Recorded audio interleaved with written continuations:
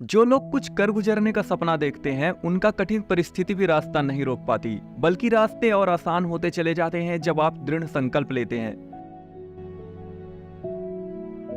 दोस्तों, आज हम बात करने वाले हैं एपीजे अब्दुल कलाम के बारे में, जिनका जीवन पूरा संघर्षों से भरा रहा, फिर भी उन्होंने दुनिया में एक अलग मुकाम हासिल किया और अपना नाम बनाया।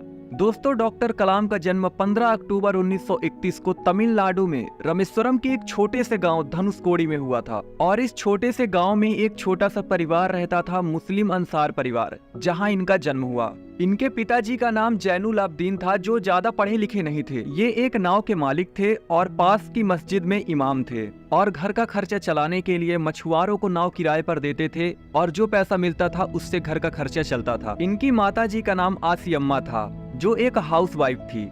दोस्तों, डॉक्टर कलाम का परिवार थोड़ा बड़ा था। ये संयुक्त परिवार में रहते थे और इनके 4 भाई और एक बहन थी। डॉक्टर कलाम जब कक्षा 5वीं में पढ़ते थे, तब उनके अध्यापक यादू राय जी ने उन्हें पक्षियों के उड़ने के तरीके की जानकारी दी कि पक्षी आसमान में कैसे उड़ते हैं। और इन्हीं उड़ते हुए पक्षियों को देखकर कलाम ने तय कर लिया कि उनको भविष्य में विमान विज्ञान पे ही जाना है। डॉक्टर कलाम बचपन से ही अपने पढ़ाई का खर्चा खुद उठाते थे। जब वह 8 वर्ष के थे, तब वह सुबह 4 बजे उठते थे, अपना काम करते थे और मैथ की ट्यूशन जाते थे, और ट्यूशन से लौट करके रामेश्वरम रेलवे स्टेशन के पास एक बस स्टेशन में रोज अखबार बेचा करते थे। अखबार बेचने से पहले वो सारे अखबार खुद पढ़ लेते थे, क्योंकि उन्हें पढ़ने का बहुत शौक था। अपनी स्कूल की शिक्षा पूरी करने के बाद उन्होंने रामनाथपुरम के सेंट जोसेफ कॉलेज में अपने आगे की पढ़ाई की और 1954 में भौतिक विज्ञान में बैचलर की डिग्री प्राप्त की।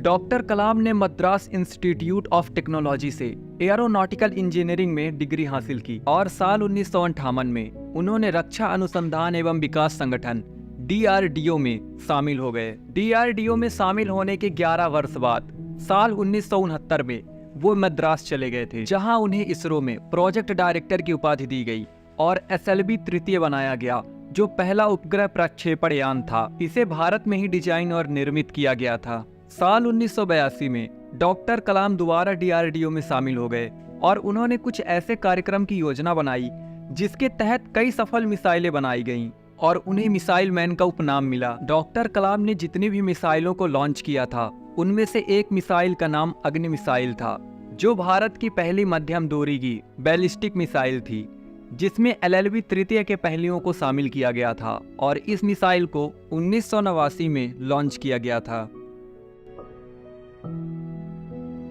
साल 2002 में राष्ट्रपति के चुनाव में डॉक्टर कलाम ने 90% वोटों के साथ जीत हासिल की। आप ये समझिए कि डॉक्टर कलाम ने पूरा एक तरफा कर दिया था। इस एक तरफा का मतलब आप ऐसा समझिए दोस्तों कि उन्हें जो वोट मिले थे वो 9,22,884 थे। डॉक्टर एपीजे अब्दुल कलाम, इनका राष्ट्रपति का जो कार्यकाल था वो 25 जुलाई 2002 से 25 जुलाई 2007 तक चला। डॉक्टर कलाम ने अपनी अंतिम सांस तक युवाओं को प्रेरित करने के लिए खुद को समर्पित कर दिया। 27 जुलाई 2015 को IIM शिलांग में छात्रों को व्याख्यान देते समय वे हृदयघात के कारण मंच पर ही गिर पड़े और 83 वर्ष की आयु में उनका निधन हो गया।